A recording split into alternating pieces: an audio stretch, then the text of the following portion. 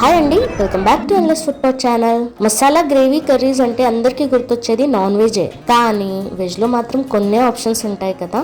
So అందులోంచి ఒకటి kaju mushroom masala curry. Recipe start చేసేద్దాం పదండి. ముందుగా ఒక ప్యాన్ హీట్ చేసుకొని అందులో 6 ఎండుమిరపకాయలు, ఒక స్టార్ అనైస్, 4 ఏలకులు, 4 లవంగాలు, 3 దాల్చిన చెక్కలు, ఇంకా ఒక 5 నుంచి 6 మిరియాలు వేసి ఫ్లేమ్ సిమ్ లో పెట్టి ఒక 1 మినిట్ వేయించుకోవాలి. ఇప్పుడు ఇందులో 2 టేబుల్ స్పూన్స్ గసగసాలు వేస్తున్నానండి.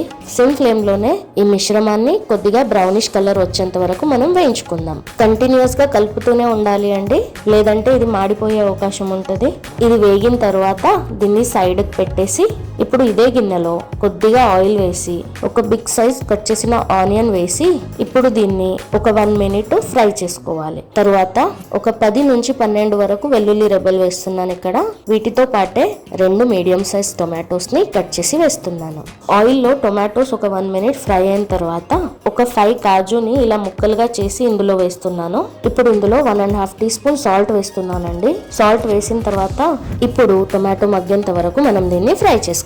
ఈ మొత్తం మిశ్రమం ఫ్రై అయిన తర్వాత ఒక మిక్సీ జార్ లో మనం ఫస్ట్ వేయించి పెట్టుకున్న డ్రై మసాలాస్ ఉన్నాయి కదా, అవి వేద్దాం. అవి వేసిన తర్వాత మన టొమాటో ఆనియన్ మిక్చర్ ఉంది కదా, అది కూల్ చేసి అది కూడా వేయాలి. తగినంత వాటర్ పోసి మనం ఈ మిక్చర్ ని స్మూత్ గా గ్రైండ్ చేసుకోవాలి. ఇలా స్మూత్ గా గ్రైండ్ చేసిన పేస్ట్ ని సైడ్ కి పెట్టేసి ఇప్పుడు అదే ప్యాన్ లో ఇంకొంచెం ఆయిల్ వేసి వాష్ చేసి కట్ చేసిన 200 గ్రామ్స్ మష్రూమ్స్ వేయాలి. ఈ మష్రూమ్స్ ని కొద్దిగా ఫ్రై చేసుకుందామండి, ఇది వాటర్ రిలీజ్ చేస్తుంది.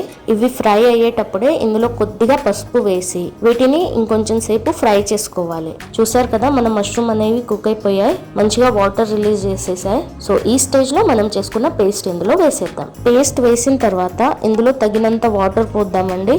మీ కన్సిస్టెన్సీ ప్రకారంగా మీరు వాటర్ యాడ్ చేసుకోవచ్చు. ఒక 100 గ్రామ్స్ కాజుని ఇలా స్ప్లిట్ చేసి వాటర్ లో నానబెట్టానండి. ఒక హాఫ్ అన్ అవర్ నానితే చాలండి. అలా నానబెట్టిన కాజుని వాటర్ తీసేసి ఈ గ్రేవీలో యాడ్ చేస్తున్నాం. ఒకసారి మొత్తం కర్రీని కలిపేసుకొని ఇప్పుడు దీన్ని ఒక 5 మినిట్స్ మనం కుక్ చేసుకుందాం. చూసారు కదా, 5 మినిట్స్ తర్వాత ఎంత పర్ఫెక్ట్ గా కనిపిస్తుందో.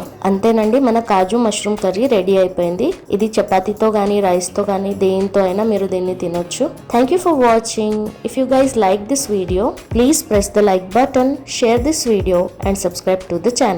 Until next time, happy cooking.